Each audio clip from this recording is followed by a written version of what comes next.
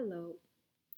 So now we have been reading the New Testament in our church for 1 year, and I really recommend it. And it's just one chapter a day or half a chapter a day.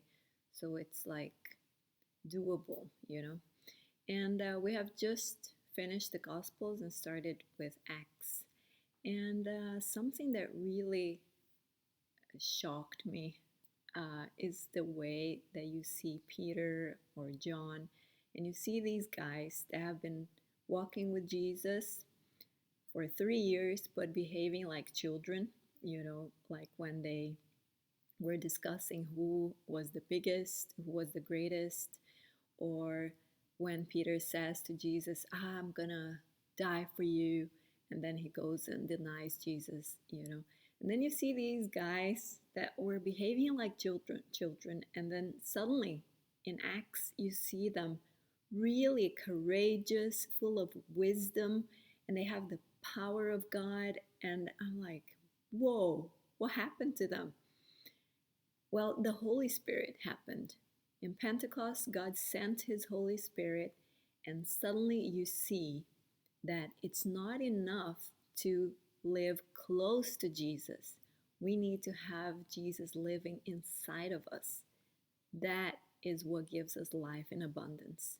That is what gives us the freedom, power, not power in a bad way, but power of the Holy Spirit. Like when Peter and John are passing, and then this guy who's been handicapped for a long time, he's like, can you give me some money? And they'd say, I don't have gold or silver, but what I have I give you. Get up and walk. And he grabs the guy's hands and pulls him up, and this guy starts walking. And we're like, wow, this guy a few chapters ago was like, oh, go back to fishing, let's go fish. There's no hope. So you might say, okay, but I know many people who are Christians and they don't have this abundant life. They don't have what you're saying that the disciples got. And I see that too. And I see that in my own life. I'm like, why am I not like them? Don't I have the Holy Spirit in me? So when I was reflecting about this, I got this picture that we are carrying Jesus inside a tiny box. And then we bring Jesus along, and then when it's service in a church, then we're like, okay, Jesus, we're going to sing for you. We're going to listen about you. Can you come out? And then after the service, we just put him back again, and then we go and live our normal lives during the week. Or maybe if you're in a Bible group, you say, okay, now Jesus, can you come out now? We need you. Or if something bad happens, somebody gets sick, you were scared, and then you're like, please, Jesus, can you help me now? And then you put him back in. We live our Christians' lives like that. We say, oh, the spiritual stuff, we let Jesus in. The normal stuff, we can do it ourselves. But that's why we're lacking that abundant life with freedom, joy, with freedom. Did I say freedom twice?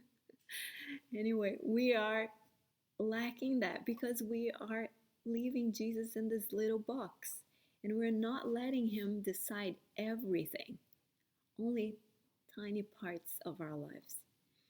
And I have an example for you. Because, we want to decide how we spend our money. We want to decide how we spend our time, especially our free time. We are like, yeah, but I want to watch this episode, just another one, and I want to read this other stuff and look at this. And you say, yeah, but God lets me decide how I'm going to use my time, my money, my words. Yes, you can choose to decide yourself and live the way you've been living, or you can choose to let him decide and have the abundant life that he has for you. So an example was that I have a phone who my phone got broken, and the screen is broken in several parts, areas, and I thought I need a new phone. And the phone was working fine, but I thought, no, I can't have a phone like this. I'm going to buy a new phone. And then I had this little voice in the back there saying, do you really need a new phone? This one works fine. You can do everything you need with this phone. It's just broken on the screen. But no, no, no. So I boxed the voice. No, I need a new phone. I'll buy the one, almost new, because then it's less expensive.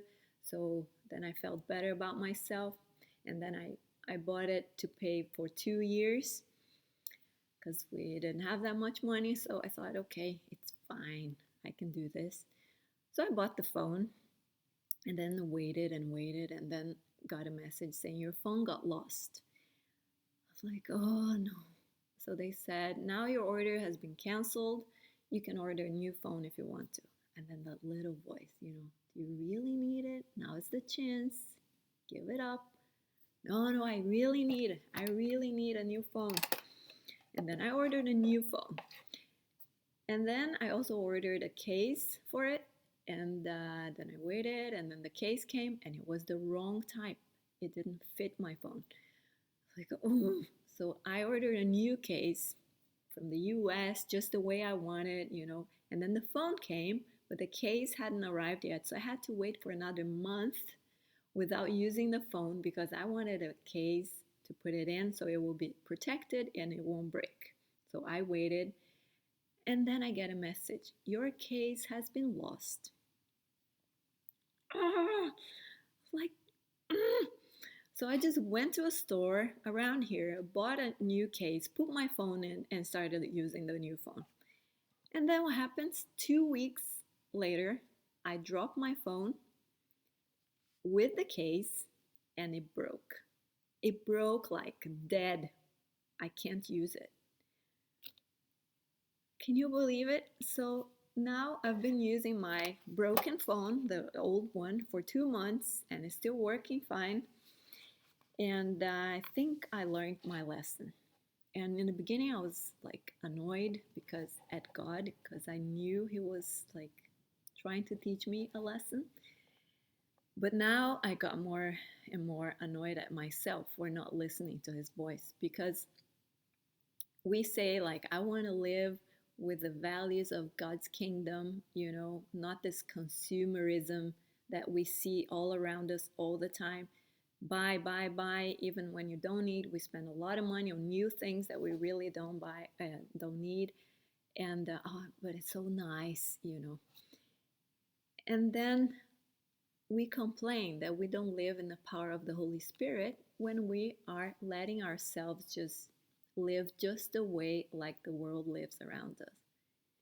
So my challenge for you today is, when you are about to buy something you really don't need, or when you're in a discussion with your husband or somebody and you are about to say something that you really shouldn't, but your feelings just take over, just stop, pause right there, open the box and say, Jesus, what should I do? What should I say? I want you to tell me. I want you to guide me. And He will guide you if you let Him. And best of all, just get rid of that box and let Jesus just take over in all areas of your life, so you can live that life that we see the disciples living in the New Testament. You take the challenge? Let's do it.